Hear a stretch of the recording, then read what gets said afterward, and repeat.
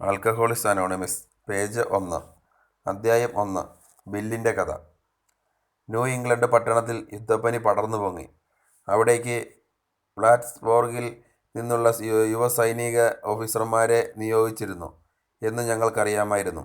വീരനായകന്മാരാക്കിക്കൊണ്ട് നഗരമുഖ്യന്മാരും മറ്റും ഞങ്ങളെ അവരുടെ വീടുകളിലേക്ക് ക്ഷണിച്ചുകൊണ്ടുപോയപ്പോൾ ഞങ്ങൾ സ്വയം പ്രകീർത്തിക്കപ്പെട്ടു.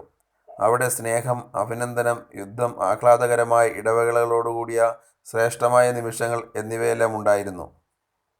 ഞാൻ ഒടുവിൽ പച്ചയായ ജീവിതത്തിൻ്റെ ഭാഗമായി. ആ വികാരോജ്ജലതയ്ക്കിടയിൽ ഞാൻ മദ്യം കണ്ടെത്തി.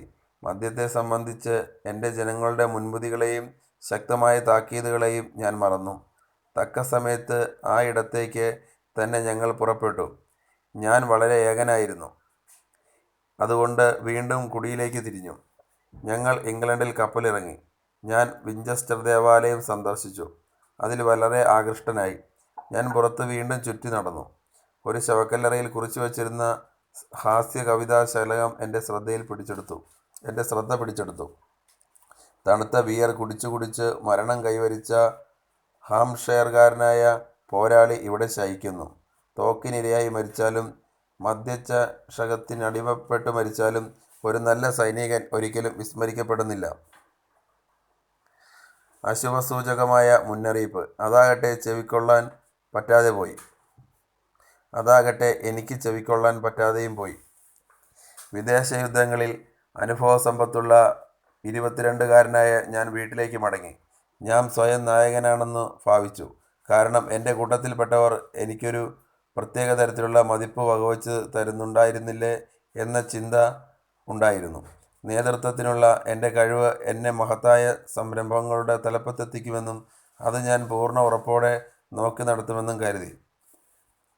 ഒരു സായാഹ്ന നിയമ പഠന കോഴ്സിന് ഞാൻ ചേർന്നു. ഒരു പണമിടപാട് സ്ഥാപനത്തിൽ ഇൻവെസ്റ്റിഗേറ്ററായി ഉദ്യോഗവും നേടി. വിജയിക്കുന്നതിന് വേണ്ടിയുള്ള ത്വര എപ്പോഴും മനസ്സിലുണ്ടായിരുന്നു. ഞാൻ പ്രാധാന്യമർഹിക്കുന്നവനാണെന്ന് സ്വയം ലോകം മുമ്പാകെ തെളിയിച്ചു. എൻ്റെ ജോലി എന്നെ വാൾസ്ട്രീറ്റ് എന്ന നഗരം വരെ എത്തിച്ചു.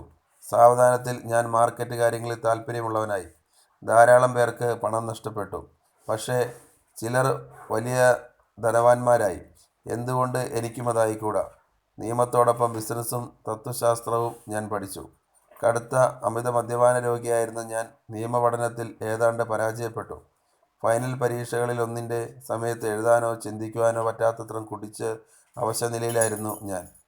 ഈ സമയത്തും എൻ്റെ കുടി തുടർച്ചയായ മട്ടിലുള്ളതായിരുന്നെങ്കിലും അതെൻ്റെ ഭാര്യയെ വിഷമിപ്പിച്ചു. ഞങ്ങൾ തമ്മിൽ ദീർഘമായ വാഗ്വാദങ്ങൾ നടന്നു.